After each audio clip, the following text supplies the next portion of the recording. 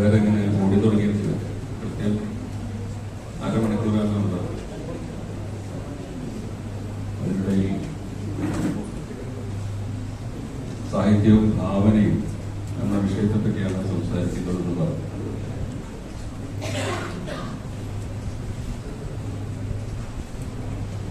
എഴുത്തുകാരൻ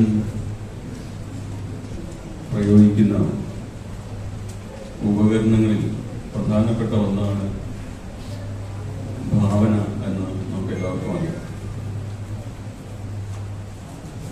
ഭാവനശാലിയായവൻ, കുറച്ചിനെ കൂട്ടി പറഞ്ഞാൽ ഭാവന കുബേരൻ എന്നൊക്കെ എഴുത്തുകാരെ സൂചിപ്പിക്കാൻ നമ്മൾ ഉപയോഗിക്കാറുണ്ട്. എന്നാൽ എഴുത്ത് എന്ന് പറയുന്നത് ഭാവന മാത്രമാണോ എന്ന് ചോദിച്ചാൽ അല്ല എന്നാണ് ഉത്തരം എന്നും നമുക്ക് എല്ലാവർക്കും അറിയാം.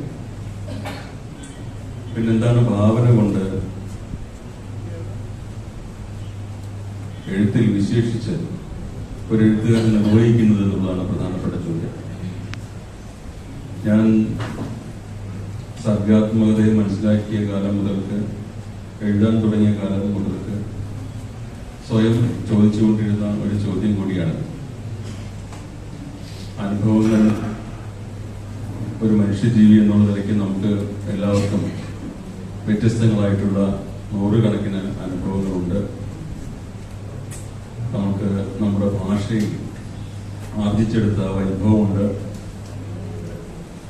നമ്മൾ മുൻകൂറായി വായിച്ച കഥകളുടെയും നോവലുകളുടെയും കവിതകളുടെയും എല്ലാം പൂർവ്വ മാതൃകകളുണ്ട്.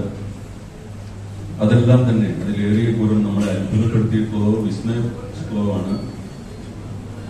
അതിനെ അതിവർത്തിക്കുന്ന ഒരു രചനയ്ക്ക് സാധ്യമല്ല എങ്കിൽ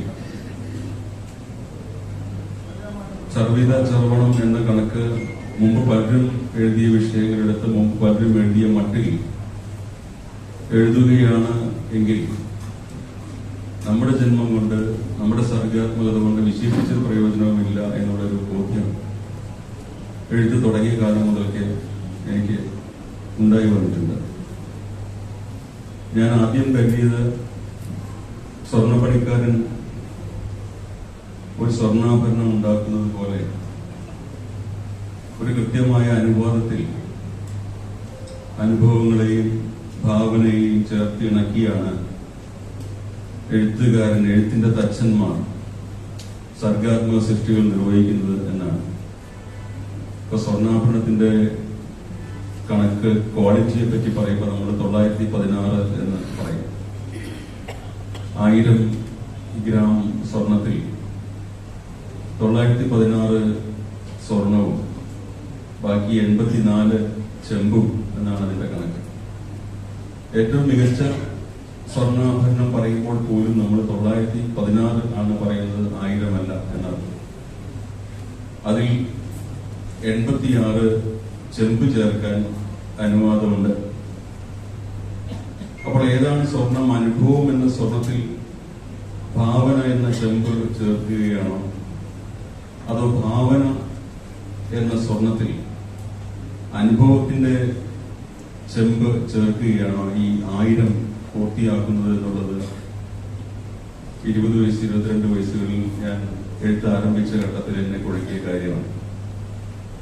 സ്വാഭാവികമായും യൗവനാരംഭത്തിലുള്ള ഒരു ചെറുപ്പക്കാരൻ എന്ന നിലയ്ക്ക് അന്നേ വരെയുള്ള എഴുത്തിന്റെ മാമൂലുകളെ അനുസരിക്കുന്ന ഒരാൾ എന്നുള്ള നിലയ്ക്ക് എന്റെ മനസ്സിൽ ആദ്യം ആവിർഭവിച്ച ആശയം 916 അനുഭവവും 84 ഭാവനയും എന്നാണ്. കാരണം നമ്മൾ അതുവരെയും കേട്ടു, അനുഭവത്തിന്റെ തീച്ചുളയിലൂടെയാണ് അയാൾ നടന്നുപോയത്. അയാൾ കഷ്ടപ്പാടിന്റെ എത്രയോ വ്യർത്ഥകാലങ്ങളും കഷ്ടരാത്രികളും കഴിച്ചുകൂട്ടിയിട്ടുണ്ട്. അങ്ങനെയെല്ലാം മിടുക്കന്മാരായിട്ടുള്ള സർഗധനരായിട്ടുള്ള എഴുത്തുകാരെ പറ്റി പറയുമ്പോൾ, വിശേഷിച്ച് ബഷീർ അല്ലെങ്കിൽ നമ്മുടെ കാലത്തിലെ പഴയ കാലത്തെ അനുഭവതീക്ഷ്ണമായിട്ടുള്ള ജീവിത സാഹചര്യങ്ങളിലൂടെ കടന്നു വന്ന അതിഗംഭീരന്മാരായ എഴുത്തുകാരെ ആലോചിച്ച് നോക്കുമ്പോൾ അക്കാലത്തെ ഒരു യുവാവിന് തോന്നാവുന്ന സാമാന്യമായ ബോധം ഈ 916 അനുഭവവും 84 സങ്കല്പവും ആണെന്നാണ്. എന്നാൽ പിന്നീട് കുറച്ചുകൂടി മുതിർന്നപ്പോൾ എനിക്ക് മനസ്സിലായി, നമ്മുടെ യഥാർത്ഥ അനുഭവം എന്ന് പറയുന്നത് ഒരു എഴുത്തുകാരനെ സംബന്ധിച്ച് വസ്തുസ്ഥിതി വിവരണങ്ങളുടെ ഒരു ഡാറ്റാബേസ് അല്ല. എഴുത്തുകാരന്റെ മനസ്സിൽ ഭൂതകാലത്തിലെ പൂർവ്വകാലത്തിലെ എല്ലാ അനുഭവങ്ങളും തന്നെ മറ്റൊരു രീതിയിലാണ് ആലേഖനം ചെയ്യപ്പെടുന്നതും അത് ജൈവപരമായിട്ടുള്ള ഒരു വളർച്ച നേടിക്കൊണ്ടിരിക്കുന്നത്. ഇത് നിങ്ങൾക്ക് എല്ലാവർക്കും തന്നെ ബോധ്യമുള്ള കാര്യമായിരിക്കും. നമ്മൾ പലപ്പോഴും ആദ്യം പറഞ്ഞപ്പോൾ നുണയാണെന്ന് നമുക്ക് തന്നെ അറിയാവുന്ന ഒരു കാര്യം പിന്നീട് സത്യമായിട്ട് നമുക്ക് തന്നെ തോന്നാൻ തുടങ്ങും. അത് നമ്മൾ നുണ പറയുന്നതിൽ വിദഗ്ധനായതുകൊണ്ടല്ല, നമ്മുടെ മനസ്സ് നമുക്ക് അനുകൂലമായ ചില കാര്യങ്ങളോ കൂടി ചേർത്തിട്ടാണ് ഒരു പൂർവ്വ അനുഭവത്തെ, ഭൂതകാലത്തിലെ അനുഭവത്തെ കരുപ്പിടിപ്പിക്കുന്നത്. അങ്ങനെ നോക്കുമ്പോൾ ഈ 916 എന്ന് പറയുന്ന ഈ ഭൂരിഭാഗം സംഖ്യയും സങ്കല്പമായിട്ടാണ് എനിക്ക് തോന്നിയത്. കാരണം ഇത് ഇന്നലെ നടന്ന ബസ് അപകടത്തിൽ ഞാൻ ഉൾപ്പെട്ടിട്ടുണ്ടെങ്കിലും ഇന്ന് ഞാൻ സ്മരിക്കുന്ന വേളയിൽ എന്റെ എഴുത്തിന്റെ വിഭവമാക്കുന്ന വേളയിൽ അത് ഏതാണ്ട് ഒരു സങ്കല്പം മാത്രമാണ്. ഇന്നലെകൾ നമ്മുടെ അനുഭവം എന്ന് പറയുമെങ്കിലും എഴുത്തുകാരുടെ മനസ്സിൽ, എല്ലാവരുടെയും മനസ്സിൽ, പ്രത്യേകിച്ചും അതിനെ വിഭവം അസംസ്കൃത വസ്തുവായിട്ട് ഉപയോഗിക്കുന്ന ഒരു എഴുത്തുകാരുടെ മനസ്സിൽ ഭൂതകാലം എന്ന് പറയുന്നത് അയാൾ അതിലൂടെ നടന്നു വന്ന ഒന്നാണെങ്കിലും അനുഭവിച്ച ഒന്നാണെങ്കിലും എഴുത്തിന്റെ വേളയിൽ അത് ഒരു സങ്കല്പ സൃഷ്ടിയാണ്. ഇത് ഞാൻ പറയുന്നത് നിങ്ങൾക്ക് മനസ്സിലാകും എന്ന് ഞാൻ വിചാരിക്കുന്നു. കാരണം ഇത് ഇപ്പോ കസാൻസാക്കിസിന്റെ, നിക്കോസ് കസാൻസാക്കിസിന്റെ എന്നെ സ്വാധീനിച്ച, ഏറ്റവും സ്വാധീനിച്ചിട്ടുള്ള ആത്മകഥകളിൽ ഒന്നാണ് റിപ്പോർട്ട് ഗ്രിക്കോ എന്ന് പറയുന്ന കസാൻസാക്കിസിന്റെ പുസ്തകം. അതില് ഹെലൻ എന്ന് പറയുന്ന അദ്ദേഹത്തിന്റെ ഭാര്യ ആ പുസ്തകം പൂർണ്ണമായ വേളയിൽ അതിന് ഭംഗിയുള്ള വളരെ ചെറിയ ഒരു അവതാരിക എഴുതിയിട്ടുണ്ട്. സാക്കീസിന്റെ പുസ്തകം ഇപ്പൊ മലയാളത്തില് വിവർത്തനം ചെയ്തു വന്നിട്ടുണ്ട്. ഞാൻ എന്റെ ജേർണലിസം കാലത്തിൽ, പഠിക്കുന്ന കാലത്ത് എനിക്ക് മലയാളത്തിന് MA 1ാം റാങ്ക് കിട്ടിയപ്പോൾ ഒരു സുഹൃത്ത് സമ്മാനമായി തന്നതാണ് ആ ഇംഗ്ലീഷിലുള്ള പുസ്തകം. അതിൽ ഹെലൻ എന്ന് പറയുന്ന സാക്കീസിന്റെ ഭാര്യ എഴുതിയിട്ടുള്ള ഒരു സുന്ദരമായ കുറിപ്പുണ്ട്. അതിൽ അവർ പറയുന്നു, ഈ പുസ്തകം കയ്യെഴുത്തുപതി വായിക്കുവാനുള്ള ഭാഗ്യം എനിക്കുണ്ടായിരുന്നു. പക്ഷെ അത് വായിച്ചപ്പോ ഇതിലെ 90% അനുഭവങ്ങളിലൂടെയും ഞാനും സാക്കീസും ഒന്നിച്ചാണ് കടന്നു വന്നിട്ടുള്ളതെങ്കിലും അദ്ദേഹത്തിന്റെ അനുഭവക്കുറിപ്പുകൾ, അത് ആത്മകഥയാണ്, അത് ഫിക്ഷനല്ല. ഒരു ആത്മകഥയിൽ സാക്കീസ് എഴുതിയ അനുഭവങ്ങളിലൂടെ ഞാൻ കടന്നു പോന്നപ്പോ അതിന്റെ 90% അനുഭവങ്ങളിൽ ഞാൻ കൂടെ ഉണ്ടായിരുന്നിട്ട് പോലും അത് സാക്കീസ് നുണ എഴുതി പോയിട്ട് എന്ന് എനിക്കൊരു അകാരണമായ ഭയം ഉണ്ടായി. ഇത് കാരണം പലരും ഒത്തുനോക്കുന്നതായിരിക്കും. മഹാനായ എഴുത്തുകാരൻ നിക്കോസ് കസാൻസാക്കിസ് ആത്മകഥ എന്ന വ്യാജേന നുണകൾ എഴുതി പിടിപ്പിച്ചിരിക്കുകയല്ലേ എന്ന് മറ്റുള്ളവർ വിമർശിക്കുമല്ലോ എന്നൊരു ഭയം എനിക്കുണ്ടായി എന്ന് അവർ പറയുന്നുണ്ട്. തുടർന്ന് അവരെഴുതുന്നു. പക്ഷെ പിന്നീട് ആലോചിച്ചപ്പോൾ എനിക്ക് മനസ്സിലായി, സാക്കീസ് എഴുതിയത് എന്താണോ അതാണ് സാക്കീസിന്റെ സത്യം. അതായത് യഥാർത്ഥ ഒരു കലാകാരൻ, പ്രതിഭാശാലിയായിട്ടുള്ള എഴുത്തുകാരൻ നമ്മളെല്ലാവരും ദർശിക്കുന്ന അതേ വിധമല്ല ജീവിതത്തെ ദർശിക്കുന്നതെന്നും നമ്മളെല്ലാവരും ആവിഷ്കരിക്കാൻ ഉദ്ദേശിക്കുന്നത് പോലെ അതേ വിധമല്ല അദ്ദേഹത്തിലൂടെ ആവിഷ്കരിക്കപ്പെടുന്നതെന്നും ആണ് അതിന്റെ അർത്ഥം. നമ്മൾ പലപ്പോഴും അയൽവക്കത്തെ മുറിയിലെ കവി പരിഹാസ്യനും ഭൂതകാലത്തിലെ കവി ആരാധ്യനുമാണ് എന്ന് വിചാരിക്കുന്നതിന്റെ പ്രധാനപ്പെട്ട കാരണം അതാണ്. തൊട്ടയൽവക്കത്തെ, തൊട്ടടുത്ത മുറിയിലെ, തൊട്ടടുത്ത ബെഞ്ചിലെ സഹപ്രവർത്തകനായിട്ടുള്ള ഒരു കവി നമുക്ക് പരിഹാസ പാത്രമായിരിക്കുകയും 100 വർഷം കഴിഞ്ഞ് ഈ കവിയെ പറ്റിയുള്ള ഓർമ്മ ഒരു ആദരപൂർവമായ ഒന്നായി തീരുകയും ചെയ്യുന്നത് അതുകൊണ്ടാണ്. ഈ വൈരുദ്ധ്യം അവിടെ നിലനിൽക്കുന്നുണ്ട്. അപ്പൊ ഇത് ഈ സങ്കല്പം അല്ലെങ്കിൽ ഭാവന എന്ന് നമ്മൾ പറയുന്ന സംഗതിയെ എவ்விதമാണ് ഒരു വലിയ എഴുത്തുകാരൻ അല്ലെങ്കിൽ മികച്ച എഴുത്തുകാരൻ അല്ലെങ്കിൽ വലിയവനോ മികച്ചവനോ ആകാൻ ആഗ്രഹിക്കുന്ന ഒരു എഴുത്തുകാരൻ അല്ലെങ്കിൽ എഴുത്തുകാരി പ്രയോഗിക്കുന്നത് എന്നുള്ളത് പ്രധാനപ്പെട്ട കാര്യമാണ്. ഞാൻ മിക്കയിടങ്ങളിലും പറയുന്ന ഒരു കാര്യമുണ്ട്. അത് ഭാവന എന്ന് പറയുന്നത്, നമ്മുടെ ഇന്നത്തെ വിഷയം ഭാവന എന്ന് പറയുന്നത് നമ്മുടെ ഭാഷയിൽ അതിന് സമമായിട്ടുള്ള മറ്റൊരു വാക്കുള്ളത് കൽപ്പന എന്നൊരു വാക്കാണ്. എഴുത്ത് എന്ന് പറയുന്ന സർഗവൃത്തി ആരംഭിച്ച, അക്ഷരം കൊണ്ടുള്ള സർഗാത്മകത ആരംഭിച്ച കാലം മുതൽക്ക് അത് രാജാധികാരത്തിന്റെ കാലമായതുകൊണ്ട് വിശേഷിച്ചും അധികാരം കൊണ്ടും പണം കൊണ്ടും പദവി കൊണ്ടുമുള്ള വലിയ ഉയരങ്ങൾക്ക് സമശീർഷത അല്ലെങ്കിൽ തുല്യത പാലിക്കുന്ന മറ്റൊരു സംഗതിയാണ് ഈ കൽപ്പിക്കുവാനുള്ള, ഭാവന ചെയ്യുവാനുള്ള കഴിവ് എന്ന് വലിയ എഴുത്തുകാര് മനസ്സിലാക്കിയിട്ടുണ്ടെന്നാണ് ഞാൻ വിചാരിക്കുന്നത്. കാളിദാസന്റെ മേഘസന്ദേശത്തിൽ കുബേരന്റെ ഒരു കൽപ്പന മൂലം യക്ഷൻ തടവറയിൽ കിടക്കുന്നതാണ് കഥാസന്ദർഭം എന്ന് നമുക്ക് എല്ലാവർക്കും അറിയാം. കുബേരൻ എന്ന് പറഞ്ഞാൽ നേരത്തെ ഭാവന കുബേരൻ എന്ന് പറഞ്ഞ അർത്ഥത്തിലല്ല, പണമുള്ള കുബേരൻ തന്നെയാണ് അർത്ഥം. യഥാർത്ഥ കുബേരനാണ് നമ്മുടെ രാവണന്റെ കസിനായിട്ടുള്ള കുബേരനാണ്. ഈ കുബേരൻ പണം മാത്രമല്ല അധികാരമുള്ളവനുമാണ്. ആ കാലഘട്ടത്തിലെ പ്രധാനപ്പെട്ട ഒരു കവിയെ, കാളിദാസനെ തടവറയിലിട്ടുന്നുള്ള അർത്ഥത്തിലല്ല, പക്ഷെ യക്ഷന്റെ നിർമ്മിതിക്ക് പിന്നിൽ കാളിദാസൻ അനുഭവിച്ച ഒരു തടവ്, ഒരു രാഷ്ട്രീയമായ തടവുണ്ട് എന്ന് നമുക്ക് സങ്കല്പിക്കാവുന്നതാണ്. വൈനിക പൂജയിനി എന്ന് പറയുന്ന കാവ്യത്തിൽ അത് സൂചിപ്പിക്കുന്നത്. അപ്പൊ അങ്ങനെ രാമഗിരിയാശ്രമത്തിലെ തടവിൽ കിടക്കുന്ന യക്ഷൻ തന്നെ ആരാണോ എന്നൊക്കെ അർത്ഥമുള്ള കൽപ്പന എന്നുള്ള വാക്ക് അത്ഭുതകരമായ വിധത്തിൽ മലയാളത്തിന് ഭാവന എന്ന അർത്ഥത്തിൽ നമ്മൾ ഉപയോഗിക്കുന്നത്. അതുകൊണ്ടാണ് കൽപ്പന എന്ന അതേ വാക്ക് അധികാരത്തിൻ്റെതായ ഒരു വാക്കും സർഗാത്മകതയുടെ ഒരു വാക്കുമായി ഒരേ സമയം വർത്തിക്കുന്നത് ഈ സമശീർഷതയെ സംബന്ധിക്കുന്ന അന്തസ്സുള്ള ഒരു ആത്മബോധ്യം എഴുത്തുകാരൻ തുടക്കം മുതൽ പുലർത്തിയത് കൊണ്ടായിരിക്കുമെന്ന് ഞാൻ കരുതുകയാണ്. അതുകൊണ്ട് കാളിദാസൻ മേഘത്തിന്റെ യാത്ര വർണ്ണിക്കുമ്പോൾ നിങ്ങൾ പണം കൊണ്ടും പദവി കൊണ്ടും സങ്കല്പിക്കുവാനോ എത്തിച്ചേരുവാനോ സാധിക്കാത്ത ഉയരങ്ങളെ അയാൾ അതിനകത്ത് വർണ്ണിച്ചു വെക്കുന്നുണ്ട്. അതുകൊണ്ടാണ് അത് മേഘദൂതം ആയി തീർന്നത്. അതുകൊണ്ടാണ് അത് ഒരു ആകാശ കാഴ്ചയായി മാറിയത്. നിങ്ങൾക്ക് എത്തിച്ചേരാനാവുന്ന ഉയരങ്ങൾക്ക് പരിമിതിയുണ്ട് എന്നും നിങ്ങൾക്ക് എത്തിപ്പിടിക്കാനാകാവുന്ന അധികാരങ്ങൾക്ക് പരിധിയുണ്ട് എന്നും അതിനും പുറത്തേക്ക് തലനീട്ടി എത്തുന്ന വിഹക വീക്ഷണം സാധ്യമായിട്ടുള്ള ഒന്നാണ് എന്റെ കൈവശമുള്ള കൽപ്പന എന്നും ഉത്തമ ബോധ്യമുള്ള ഒരു വലിയ എഴുത്തുകാരൻ അവിടെ പിന്നിൽ പ്രവർത്തിച്ചിട്ടുണ്ട് എന്ന് ഞാൻ കരുതുന്നു.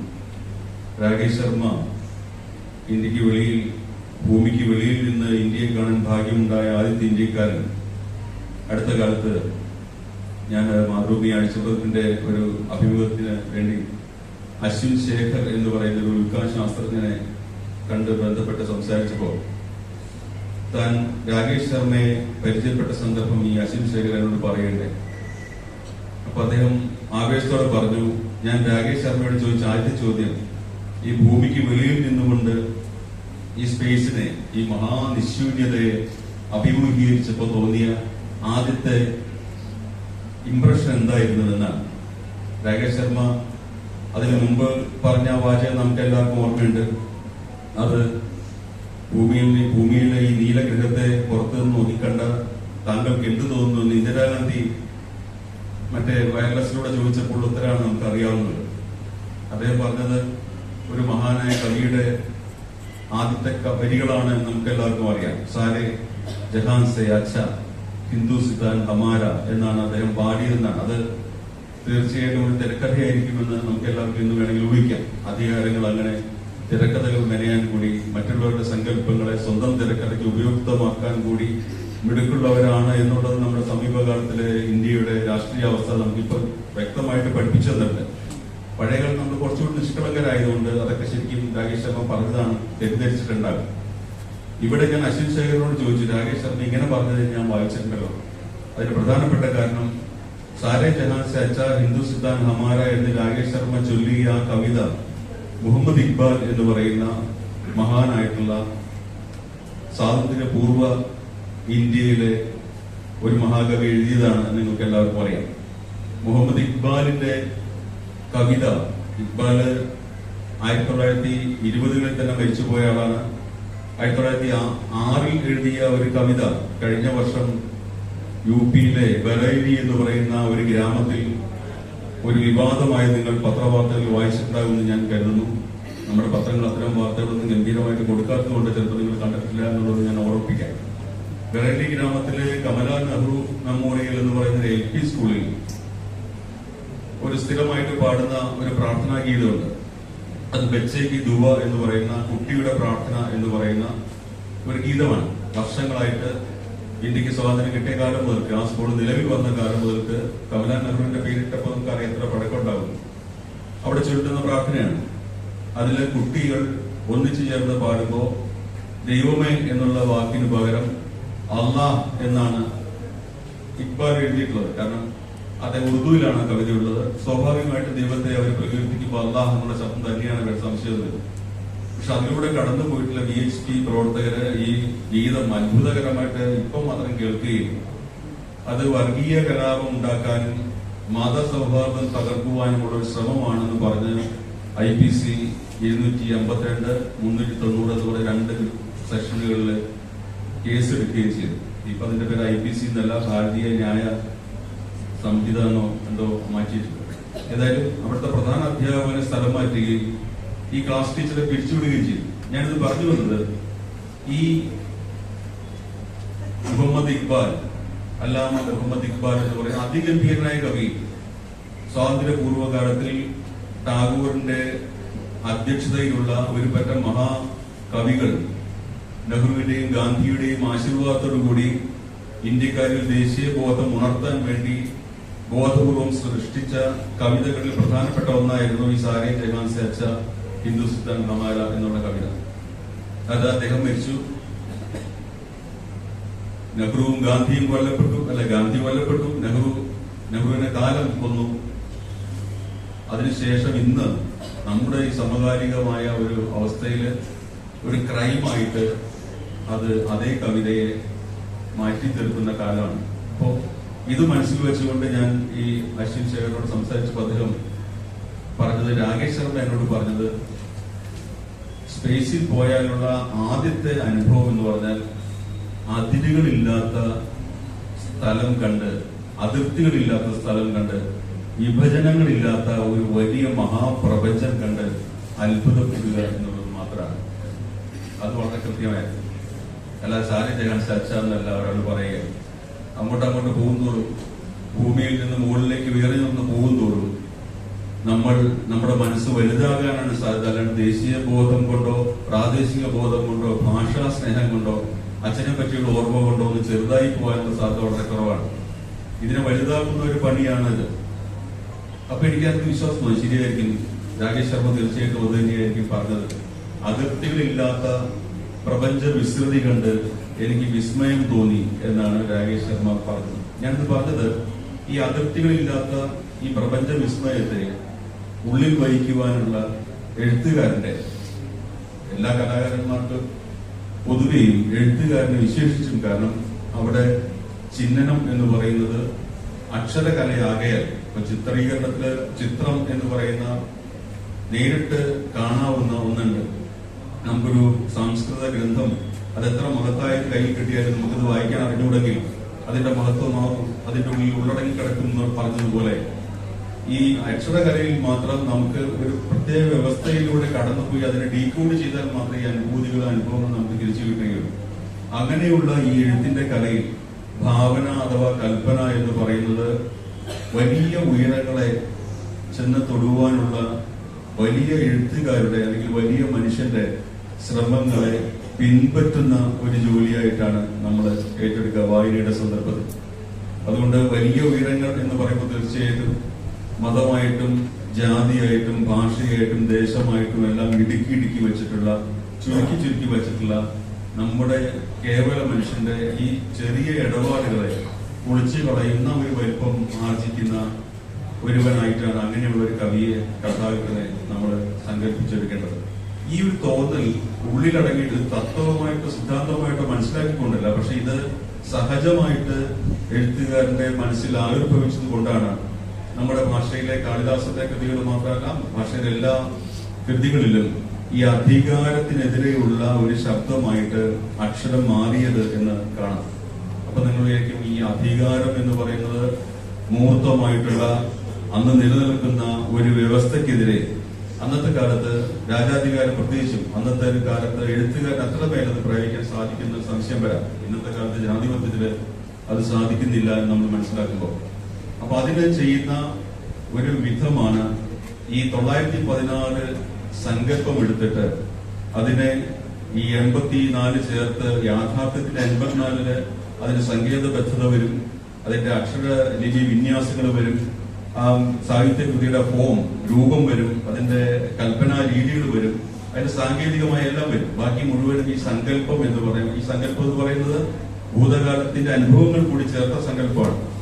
അതിനെ ഒരു പുതിയ മൂശയിലേക്ക് ഒരുക്കി ചേർത്ത് ഈ എഴുത്തുകാരൻ മാറ്റി തീർക്കുന്നത്. ഞാനത് കുറച്ചുകൂടി വിശദമാക്കി പറഞ്ഞാൽ, ഇപ്പൊ വാൽമീകി രാമായണം എന്ന് പറയുന്ന ആദ്യത്തെ കൃതി, ലോകത്തിലെ തന്നെ ആദ്യത്തെ കൃതികളിൽ ഒന്നാണെന്ന് കരുതപ്പെടുന്ന വാൽമീകി രാമായണത്തിന്റെ രചനയെ പറ്റി നമുക്ക് ആലോചിക്കാം.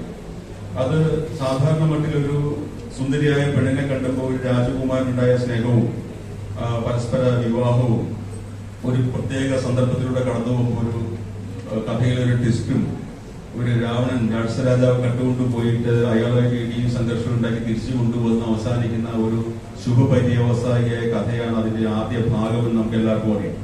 അത് അമരീഷ് പുരിക്കോ അവിടെയുള്ള നമ്മുടെ ഏതെങ്കിലും ഖാൻ നടന്മാർക്കോ അഭിനയിക്കാവുന്ന ഒരു പുതിയ സിനിമയാക്കി മാറ്റാവുന്ന ഒന്നാണ്. ഒരു പ്രേമകഥയും അതിന്റെ സംഗമവും വിഘടനവും ഒക്കെയാണ് എന്റെ കഥാതന്തു എന്ന് പറയുന്നത്. പക്ഷെ അങ്ങനെ മാത്രമായിരുന്നു ആ കഥയ്ക്ക് അതൊരു മഹാകവി എഴുതിയ കാവ്യമാകുമായിരുന്നില്ല. അതില് എവിടെയാണോ അതിന്റെ പൊളിറ്റിക്സ് തുടങ്ങുന്നതെന്ന് വെച്ചാൽ കൃത്യമായിട്ടും ആ രാമായണം എന്ന് പറഞ്ഞ കൃതിയുടെ നടുക്ക് എഴുത്തുകാരൻ സ്വയം പ്രത്യക്ഷപ്പെടുന്ന സന്ദർഭത്തിലാണ്. അതുവരെയും ഇതര മാമുനിമാരും രാജകുടുംബങ്ങളും അയോധ്യ എന്ന് പറയുന്ന കൊട്ടാരവും മാത്രമായി തുടർന്ന ഒരു കഥാതന്തുവിൽ കൃത്യമായ ഒരു ഘട്ടത്തിൽ വാൽമീകി പ്രത്യക്ഷപ്പെടുന്നത്. ഒരു മഹർഷി, കാട്ടാളനായിരുന്ന ഒരാൾ, ധ്യാനം കൊണ്ട് ജ്ഞാനം ആർജിച്ച ഒരാൾ ആ കഥയുടെ കൃത്യം മധ്യഭാഗത്ത് പ്രത്യക്ഷപ്പെടുമ്പോഴാണ് അത് ഈ അധികാരത്തിനെതിരെയുള്ള എഴുത്തുകാരന്റെ കൽപ്പനയുടെ സ്വഭാവത്തിലേക്ക് പതുക്കെ കടക്കുന്നത്. ഇത് രണ്ട് മഹർഷിമാർ തമ്മിലുള്ള സംവാദത്തിലാണ് ആരംഭിക്കുന്ന ശ്രദ്ധയാണ്. അത് രത്നാകരൻ എന്ന് പറയുന്ന കാട്ടാളൻ വെറും ധ്യാനം കൊണ്ട് മൺപുറ്റിൽ ഉണ്ടായി എന്ന് പറയുമ്പോൾ ശരിക്കും അത് നമ്മള് ടിവിയിലെ സീരിയലിൽ കാണുന്ന വല്ല മണ്ണിന്റെ പുറ്റിന്റെ അകത്തായി ഇരുന്നൊന്നല്ല, വെറും മണ്ണിൽ മുളച്ച ഒരു മഹർഷി എന്നാണ് അതിലുള്ളത്. മണ്ണിൽ നിന്ന് വാൽമീകി എന്ന് പറയുമ്പോൾ മൺപുറ്റിൽ നിന്ന് വന്ന മഹർഷി എന്ന് മാത്രം അർത്ഥം. കാരണം അന്ന് ദേവഋഷികളായിട്ടുള്ള നാരദൻ തുടങ്ങിയ സനകൻ തുടങ്ങിയ മഹർഷിമാരെ പറ്റിയുള്ള സങ്കല്പമാണ് പ്രധാനം. അവരാണ് പ്രധാനപ്പെട്ട ആളുകൾ. മണ്ണിൽ നിന്നൊരു മഹർഷി ഉണ്ടായി വന്നിരിക്കുന്നു, മഹാജ്ഞാനിയായിട്ട് മഹർഷി. അവരോട് എതിർമുട്ടുവാൻ പോകുന്ന ഒരു മഹർഷി ഉണ്ടായിരിക്കുന്ന അർത്ഥത്തിലായിരിക്കണം ഈ വാൽമീകി എന്നുള്ള പേര് വന്നത്. അങ്ങനെയുള്ള മഹർഷി ലോകം മുഴുവൻ സഞ്ചരിക്കുന്ന ദേവർഷിയായിട്ടുള്ള നാരദനുമായിട്ടുള്ള ഒരു സംവാദത്തിൽ നിന്നാണ് രാമായണത്തിന്റെ തുടക്കം. അത് കൃത്യമായിട്ട് ഘടിപ്പിച്ചിട്ടുള്ളതാണെന്ന് രണ്ടാമത് വായിക്കാൻ നമുക്ക് അറിയാൻ സാധിക്കും. എന്ത് അധകേനപ്രയും അല്ല മറ്റേ എന്താണ് ഓനസ്മിൻ സാമ്പ്രതം ലോകേ ഗുണവാൻ കശ്ച വീര്യവാൻ എന്ന് ചോദിക്കുകയാണ്. ആ ചോദ്യം വളരെ പ്രധാനപ്പെട്ടതാണ്. ലോകം മുഴുവൻ സഞ്ചരിക്കുന്ന ദേവനായിട്ടുള്ള ദേവർഷിയായിട്ടുള്ള ഒരു നാരദരോട് മണ്ണിന്റെ ഒരു മഹർഷി ചോദിക്കുകയാണ്, ആരാണ് ലോകത്ത് ഗുണവാനും കശ്ച അതുപോലെ വീര്യവാനും ആയിട്ടുള്ളതെന്ന് ചോദിക്കുകയാണ്. കൃത്യമായിട്ട് പറഞ്ഞാൽ വീര്യവാൻ എന്ന് വെച്ചാൽ അധികാരമുള്ളവരാണ്. പ്രതാപിയായ മനുഷ്യന്റെ വീര്യം, പുരുഷന്റെ വീര്യം എന്ന് പറഞ്ഞാൽ പഴയ കാലത്ത് അധികാരം തന്നെയാണ്. വീര്യവാനായിട്ടുള്ള ഒരു പുരുഷന് ഗുണവാനായിട്ടിരിക്കാൻ സാധിക്കുമോ എന്ന് ഈ മണ്ണിന്റെ മഹർഷി വിണ്ണിന്റെ മഹർഷിയോട് സംശയം ചോദിക്കാൻ. അങ്ങനെ ആരെങ്കിലും അങ്ങ് ലോകത്ത് കണ്ടിട്ട് ഓനസ്മിൻ സാമ്പ്രതം ലോകേ ഗുണവാൻ കശ്ച വീര്യവാൻ, ഗുണമുള്ള ഒരാൾ, പക്ഷെ അയാൾക്ക് അധികാരം കിട്ടുമ്പോൾ ഗുണിയായിട്ട് തുടർന്നിട്ടുണ്ടോ? ആ ഗുണികൾ ഒഴികൾ നീണ്ടുവാഴ എന്ന് പറയുന്നത് പോലെ ഈ ഗുണി ആയിട്ട് തുടരുവാൻ അധികാരം കിട്ടിയ ഒരാൾക്ക് സാധിച്ചിട്ടുണ്ടെന്നാണ് ചോദ്യം. അപ്പൊ നാരദര് സ്വാഭാവികമായിട്ടുള്ള പരദൂഷണ പ്രവണതയോടെ ലോകം മുഴുവൻ കണ്ട ജ്ഞാനത്തിന്റെ വിളംബരത്തിനുള്ള ദാഹത്തോടെ പറയുന്നുണ്ട്. അങ്ങനെ ഒരാളുണ്ട്, ശ്രീരാമൻ എന്ന് പറഞ്ഞ ആളാണ് എന്ന് പറഞ്ഞ ദശരഥന്റെ മകന്റെ കഥ പറയുന്നു. അവിടെ വരെല്ലാം സ്വാഭാവികമാണ്. അതായത് അധികാരമുള്ള ഗംഭീരനായ ഒരു മനുഷ്യനുണ്ട് എന്ന് പറഞ്ഞ് തുടങ്ങുന്ന ആ രാമായണത്തിന്റെ ഉത്തര രാമായണം തുടങ്ങുന്നവരെ, പൂർവ്വരാമായണം തീരുന്നത് അധികാരമുള്ള രാമനെ അവതരിപ്പിച്ചുകൊണ്ടാണ്. അതിന്റെ ആ പകുതി ഭാഗം പറയും രാമന് അധികാരമില്ല. നിങ്ങൾക്കറിയാം, അധികാരത്തിൽ സർവ്വത യോഗ്യനായിരുന്നിട്ടും അയാൾക്ക് അധികാരം കിട്ടുന്നില്ല.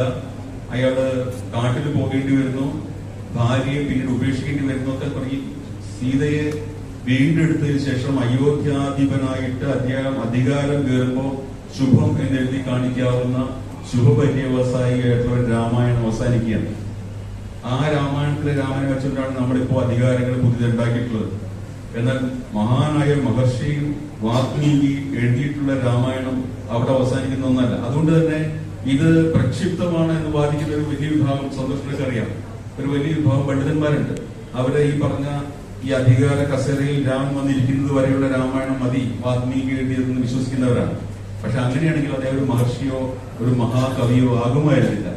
അധികാരം കിട്ടിക്കഴിഞ്ഞപ്പോ കഥയുടെ ആരംഭത്തിൽ നാരദൻ ചോദിച്ച ആരാണ് ഗുണവാൻ കശ്ച വീര്യവാൻ എന്നുള്ള ചോദ്യത്തിന്റെ മർമ്മപ്രധാനമായ ഒരു ഭാഗത്തിലേക്ക് വാൽമീകി കടക്കുന്നത് നമ്മൾ കാണും.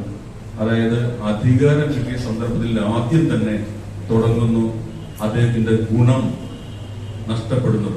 അത് ദൈവത്തെ പറ്റി പറയുന്ന പോലെ നിർഗുണൻ, നിഷ്കളൻ എന്ന് പറയുന്ന ആ നിർഗുണനല്ല. കേവലനായിട്ടുള്ള മനുഷ്യന് സ്വന്തം ഭാര്യയെയും മക്കളെയും പുലർത്തുക എന്നുള്ള പരമമായിട്ടുള്ള ആത്യന്തികമായിട്ടുള്ള പ്രഥമമായിട്ടുള്ള ധർമ്മം പോലും നിർവഹിക്കാൻ സാധിക്കാതെ സ്വന്തം ഭാര്യയെയും ഗർഭിണിയായിട്ടുള്ള ഭാര്യയെ കാട്ടിൽ ഉപേക്ഷിക്കുന്ന രാജാവിനെ അവതരിപ്പിച്ചുകൊണ്ടാണ് ആ കൃത്യം മധ്യഭാഗത്ത് നിന്ന് കഥ മുമ്പോട്ട് പോകുന്നത്. അവിടെ വെച്ച് വാൽമീകി പറയുന്ന കഥ ആരംഭിക്കുകയാണ്. നാരദന് പറയുന്ന ചുറ്റിക്കറങ്ങിയെന്ന് കണ്ട ആ മഹാനായ രാജാവിനെ പറ്റിയുള്ള കഥ അവസാനിക്കുകയാണ്. എങ്ങനെയാണ് പ്രജയായിട്ടുള്ള സന്തതികൾ 2 വയറ്റിലുണ്ടെന്ന് അറിയാം. ആ അങ്ങനെയുള്ള പൂർണ്ണ ഗർഭിണി ഭവഭൂതി, അത് കഠോര ഗർഭ എന്നാണ് പറയുന്നത് സീതയെ പറ്റി. പൂർണ്ണ ഗർഭിണിയായിട്ടുള്ള സീതയ്ക്ക് ഭവഭൂതി കൊടുത്തിട്ടുള്ള വിശേഷണം ലോകത്ത് മറ്റൊരു കവിയും കൊടുക്കാത്ത വിശേഷം കഠോര ഗർഭ എന്നാണ്. കഠോരമായ ഗർഭമാണ്. കാരണം ഇരട്ട ഗർഭത്തിന്റെ കഠോരത മാത്രമല്ല, ഭർത്താവിനാൽ ത്യജിക്കപ്പെട്ടിട്ടുള്ള, അത് മതിഗംഭീരനായിട്ടുള്ള ഒരു മര്യാദാ പുരുഷോത്തമൻ എന്ന് ആദ്യ ഭാഗത്ത് വാഴ്ത്തപ്പെട്ട ഒരു ഭർത്താവിനാൽ ത്യജിക്കപ്പെട്ടിട്ടുള്ള ഭാര്യ കാട്ടിലേക്ക് പോകുമ്പോ അതിന്റെ സംരക്ഷണം ഏറ്റെടുക്കുവാൻ വേണ്ടി കവി സ്വയം പ്രത്യക്ഷപ്പെടുന്ന കഥയിൽ നിന്നാണ് രാമായണത്തിന്റെ മഹത്വം ആരംഭിക്കുന്നത്. അധികാരത്തിന്റെ കൽപ്പനയ്ക്കെതിരെ കാട്ടിക്കൊണ്ടേ തള്ളു അവളെ കുഞ്ഞുങ്ങളെ നിന്നുള്ള അധികാരത്തിന്റെ കൽപ്പനയ്ക്കെതിരെ യഥാർത്ഥ ഒരു വലിയ എഴുത്തുകാരൻ സ്വയം പ്രത്യക്ഷപ്പെട്ടുകൊണ്ട് ആ പെണ്ണിനെയും ആ കുഞ്ഞുങ്ങളെയും ഞാൻ നോക്കും എന്ന് പറയുന്നിടത്താണ് രാമായണത്തിന്റെ പൊളിറ്റിക്സ് ശരിക്കും ആരംഭിക്കുന്നത്. പ്രജ എന്നുള്ള വാക്കിന്റെ അർത്ഥം സന്തതിയാണ്. നിങ്ങൾക്കറിയാം, പ്രജാധിപത്യം എന്ന് പറയും, പ്രജനനം എന്ന് പറയുന്ന വാക്ക് സന്തതി ഉത്പാദനമാണ്. നമുക്ക് പ്രജനനം അല്ലെ, പ്രജനന കാലഘട്ടം എന്ന് പറഞ്ഞാൽ അതാണ്. ആ പ്രജനനം എന്നുള്ള വാക്കിൽ പ്രജ വന്നിട്ടുള്ളതിലാണ്, സന്തതി എന്നുള്ള അർത്ഥത്തിലാണ്. ആ അർത്ഥത്തിൽ ലവനും കുശനും രാമന്റെ സന്തതികൾ മാത്രമല്ല പ്രജകൾ കൂടെയാണ്. കാരണം അദ്ദേഹം ഭരിക്കുന്ന രാജ്യത്തിൽ 2 വ്യക്തികളായി വളരാൻ പോകുന്നവരാണ്.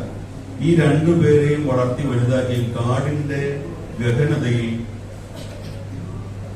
ഈ 2 കുഞ്ഞുങ്ങളെയും വളർത്തി വലുതാക്കുകയും അവരെ അധികാരത്തിന്റെ നിയമങ്ങളെല്ലാം കവിത പഠിപ്പിക്കുകയും താൻ എഴുതിക്കൊണ്ടിരിക്കുന്ന ഈ കവിത മുഴുവനും കാണാപ്പാടം പഠിപ്പിക്കുകയും ചെന്ന് നിങ്ങളുടെ അച്ഛന്റെ മുമ്പിൽ പോയി, ഈ രാജാവിന്റെ മുമ്പിൽ പോയി കവിത കേൾപ്പിക്കുക എന്ന് പറഞ്ഞ ഒരു വലിയ കവി പറഞ്ഞയക്കുകയും ചെയ്യുന്നതാണ് രാമായണത്തിന്റെ രാഷ്ട്രീയം.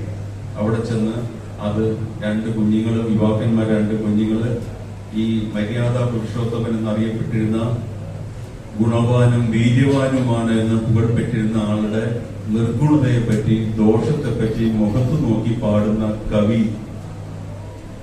താൻ അയച്ച കവിതയുടെ ഗീതാവിഷ്കാരമായിട്ട് പാടുന്ന കുഞ്ഞുങ്ങളെ അവതരിപ്പിക്കുമ്പോഴാണ് രാമായണം അതിന്റെ യഥാർത്ഥമായിട്ടുള്ള രാഷ്ട്രീയ വിവക്ഷകളിലേക്ക് വളരുന്നത്. നമ്മൾ പക്ഷെ പുതിയ രാമായണം പറയുമ്പോൾ ഒരു ക്ഷേത്ര നിർമ്മാണത്തിന് ഉപയുക്തനായ രാമനെ പറ്റി പറയുമ്പോഴെല്ലാം ഈ മുതിർന്ന രാമനെ പറ്റി നമുക്ക് ഇഷ്ടമല്ല. കാരണം ഈ അധികാരത്തിലൂടെ കടന്നുപോയി കാട്ടിലേക്ക് ഭാര്യയും കുഞ്ഞുങ്ങളെയും ഗർഭിണിയായ ഭാര്യ കഴിച്ച രാമനെ നമ്മൾ മറന്നു പോകുന്നതുകൊണ്ടാണ് ഈ കുഞ്ഞി രാമനെ പിടിച്ചിട്ട് പ്രതിഷ്ഠിക്കുന്നത്. രാമലല്ല എന്നൊക്കെ പറഞ്ഞ് പ്രതിഷ്ഠിക്കുമ്പോ കൃത്യമാണ്, അത് ചെറിയ രാമൻ ഇങ്ങോട്ട് പോകുന്നില്ല. അപ്പൊ അത് രാമന്റെ ജീവിത കാലഘട്ടത്തെ മുഴുവനായിട്ടും നിങ്ങളിലേക്ക് എത്തിക്കുവാൻ ആഗ്രഹിക്കുന്നില്ല. ആ ബാലരാമനെ തൊഴുതാ മതി, അവിടെ വരെ മതി എന്ന് പറയുന്ന ഒരു രാഷ്ട്രീയമായിട്ടുള്ള വിവക്ഷ അതിന്റെ ഉള്ളിൽ അടങ്ങി. നോക്കൂ, മഹാഭാരതത്തെ കഥ നോക്കൂ, അവിടെയും കവി കൃത്യം നടുക്ക് പ്രത്യക്ഷപ്പെടുകയാണ്. രാജേഷ് മാവ് പിടിച്ച് വിചിത്ര വീരൻ സന്തതികളെ ഉണ്ടാക്കാൻ സാധിക്കാതെ കുഴങ്ങുമ്പോ അംബികയ്ക്കും അംബാലികയ്ക്കും വന്ന് കുഞ്ഞുങ്ങളെ ഉണ്ടാക്കി കഥാപാത്രങ്ങളെ ഉണ്ടാക്കുന്നത് പോലെ തന്നെ സ്വന്തം സന്തതികളെ ഉണ്ടാക്കിക്കൊണ്ടാണ്. രണ്ടർത്ഥത്തില് അദ്ദേഹം പിതാവാണ് വ്യാസൻ. കഥ എവിടെ വെച്ചാണ് നിന്നു പോകാൻ പോകുന്നത്? രാജധർമ്മത്തിന്റെ അധികാരത്തിന്റെ ഇടനാഴികളുടെ സംഗതിയാണ്. എവിടെ വെച്ചാണ് അധികാരം മുടങ്ങിപ്പോകാൻ പോകുന്നത്? അവിടെ കവി നേരത്തെ ആദ്യ കഥയിൽ വാൽമീകി പ്രത്യക്ഷനായതുപോലെ സ്വയം വ്യാസൻ പ്രത്യക്ഷപ്പെട്ട് തന്റെ കഥാപാത്രങ്ങളെ ഔരസ സന്തതികളായിട്ടും ഭാവനാ സന്തതികളായിട്ടും ഒരേ സമയം സൃഷ്ടിക്കുന്ന കഥയുടെ പേരാണ് മഹാഭാരതം. മഹാഭാരതത്തിന് വ്യാസനിട്ട പേര് ജയം എന്നാണ് നിങ്ങൾക്ക് എല്ലാവർക്കും അറിയാം. മനുഷ്യന്റെ അധികാരിയുടെ അൾട്ടിമേറ്റ് ആയിട്ടുള്ള പരാജയത്തിന്റെ കഥയാണ് മഹാഭാരതം പറയുന്നത് എന്നുണ്ട്. അൾട്ടിമേറ്റ് ആയിട്ടുള്ള ആത്യന്തികമായിട്ടുള്ള പരാജയം സംഭവിക്കുന്ന രാജാക്കന്മാരുടെ കഥ പറയാൻ വേണ്ടി ഒരു മഹർഷി അതിനിട്ട പേരാണ് ജയം എന്നുള്ളത്. കൃത്യമായിട്ട് നിങ്ങൾ സൂചിപ്പിക്കുകയാണ് ജയം എന്നുള്ള പേരെന്നുണ്ട്. അവിടെ ആരും ജയിക്കുന്നില്ലല്ലോ എന്ന് നമുക്ക് മനസ്സിലാവും അത് വായിച്ചു തീർക്കുമ്പോൾ. അപ്പൊ ഇത് ഞാൻ വ്യക്തിപരമായിട്ട് ഞാൻ കരുതുന്ന ഒരു കാര്യം, അതിൽ ഏറ്റവും വലിയ ഭാവന പ്രവർത്തിച്ചിട്ടുള്ളത് ഈ വ്യാസൻ എന്നും വാൽമീകി എന്നും പറയുന്ന രണ്ട് കഥാപാത്രങ്ങളെ സൃഷ്ടിച്ച ഗംഭീരനായിട്ടുള്ള എഴുത്തുകാരനെ പറ്റിയാണ് ഞാൻ ഇപ്പോൾ ഓർക്കുന്നത്. അതൊരിക്കലും കാട്ടിൽ കിടന്നു വളർന്ന് ഓടലെണ്ണ നീട്ടി താടി നീട്ടിയ മഹർഷിമാരായിരിക്കില്ല എന്ന് എനിക്ക് നല്ല ഉറപ്പുണ്ട്. ഇത് എന്റെ മാത്രം ഉറപ്പാണ്, എന്റെ മാത്രം തോന്നലാണ്. കാരണം രാജകുടുംബങ്ങളുടെയും അധികാരങ്ങളുടെയും ഈ അധികാര ഇടനാഴികളുടെയും രാജപരമ്പരകളുടെയും അതിന്റെ അകത്തെ നിരവധിയായിട്ടുള്ള ഇടപെടലുകളുടെയും കഥ പറയുവാൻ കാട്ടിൽ കിടന്നു വളർന്ന കാട്ടാളനായിരുന്ന ഒരു മഹർഷിക്ക് സാധിക്കുകയില്ല. അന്നത്തെ നിലയ്ക്ക് രാജാവിനെ വിമർശിക്കുന്ന, രാജഭരണത്തെ അല്ലെങ്കിൽ അധികാരത്തിന്റെ ദുഷ്ചെയ്തികളെ വിമർശിക്കുന്ന ഒരു രചന സൃഷ്ടിക്കുവാൻ ശ്രമിക്കുന്ന ഒരു ഗംഭീരനായിട്ടുള്ള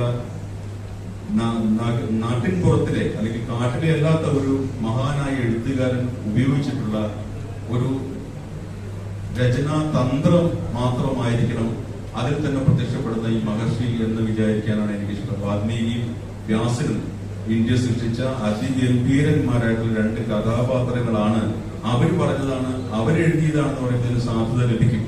ഒരു വലിയ മഹർഷി എഴുതിയതാണെന്ന് പറയുമ്പോൾ വ്യാസനെ പോലെ വേദങ്ങൾ പകുത്ത ഒരു മഹർഷിയാണ് ഈ കഥ എഴുതിയതെന്ന് പറഞ്ഞാൽ അതിനൊരു സാധ്യത ലഭിക്കും എന്ന് പൂർണ്ണ ബോധ്യമുള്ള അതിഗംഭീരനായിട്ടുള്ള കൊട്ടാരത്തിന്റെ സമീപസ്ഥനായിട്ടുള്ള അധികാരത്തിന്റെ ഈ മാലിന്യത്തിന്റെ ദുർഗന്ധം സ്വന്തം മൂക്കിൽ അനുഭവിച്ച് സഹി കേട്ടിട്ടുള്ള ഒരു എഴുത്തുകാരനായിരിക്കും, രണ്ട് എഴുത്തുകാരായിരിക്കും ഇതിന്റെ മൂലകഥ എഴുതി വെച്ചതെന്നും അതിൽ ഈ മഹർഷിമാരെ മാപ്പുസാക്ഷികളായിട്ട് കർത്താക്കന്മാരായിട്ട് അവതരിപ്പിച്ചതെന്നും വിചാരിക്കാനാണ് ഞാൻ. ഈ അർത്ഥത്തിലാണ് ഈ എഴുത്തില് ഭാവന പ്രവർത്തിക്കുന്നതെന്ന്. നമ്മൾ അതിന്റെ യഥാർത്ഥ ഉത്ഭവ കേന്ദ്രങ്ങളെ, അതിന്റെ പ്രഭവങ്ങളെ, അതിന്റെ ഉറവുകളെ പോലും മറച്ചു പിടിക്കുവാൻ തക്ക വൈഭവമുള്ള മഹാന്മാരായിട്ടുള്ള എഴുത്തുകാരുടെ എന്തെങ്കിലും ഒരു കാരണ മരീചികൾ പിന്തുടരുന്നവരാണ് നമ്മളെങ്കിൽ നമുക്കും ഈ അധികാരത്തിനെതിരെ ബ്ലൈൻഡായിട്ട് അധികാരം കാണുമ്പോഴും എതിർക്കുകയല്ല, അധികാരത്തിന്റെ ആ കുബന്ധങ്ങൾക്കെതിരെ ശബ്ദിക്കുവാനും അത് കാണിച്ചു കൊടുക്കുവാനുമുള്ള ശക്തി ഉണ്ടാണ്. അപ്പോ അത് എല്ലാ അധികാരങ്ങളും ഒരുപോലെ. നമ്മളിപ്പോ എഴുത്തുകാരൻ എന്ന് പറഞ്ഞാൽ അവൻ മോദിയെ എതിർക്കുന്നവനായിരിക്കണം എന്നൊരു പൊതുവെ തത്വമുണ്ട്. അത് മാത്രമല്ല, എല്ലാ അധികാരങ്ങൾക്കെതിരെ ഇപ്പൊ മോദിയുടെ അധികാരത്തിന്റെ ദുഷ്ചെയ്തികൾ എതിർക്കുന്നത് പോലെ തന്നെ നമ്മുടെ നാട്ടിലുള്ള ഭരണാധികാരികളുടെ ദുഷ്ചെയ്തി കണ്ടാൽ എതിർക്കാൻ എഴുത്തുകാരന് സാധിക്കണം. അല്ലാതെ ഇവിടെ മാത്രമേ അളവ് കൊടുത്തിട്ട് അവിടെ പറയുന്നത് രണ്ടും എല്ലാം ഭൂമിയിലെ മുഴുവനും അധികാരത്തിന്റെ ദുഷ്ചെയ്തികളെ ഒരേ ശക്തിയോടെ എതിർക്കാനുള്ള ഒരു സഹജമായിട്ടുള്ള ഒരു ആത്മബലം ഓരോ എഴുത്തുകാരനും ഉണ്ടാകേണ്ടതാണ് എന്ന് ഞാൻ കരുതുന്നു. ഇത് ഒരു പ്രാരംഭം മാത്രം അരമണിക്കൂറോട് തീർക്കാവുന്ന ഒരു വിഷയമല്ലാത്തതുകൊണ്ട് എന്റെ മനസ്സിൽ തോന്നിയ ചില കാര്യങ്ങൾ പറഞ്ഞു എന്ന് മാത്രമേ ഉള്ളൂ. എനിക്ക് അനുവദിച്ച സമയം കൃത്യമായിട്ട് കഴിഞ്ഞു. ഇനി എന്തെങ്കിലും ചോദ്യങ്ങളുണ്ടെങ്കിൽ എനിക്ക് അറിയാവുന്ന ഉത്തരമാണെങ്കിൽ ഞാൻ പറയാൻ ശ്രമിക്കാം.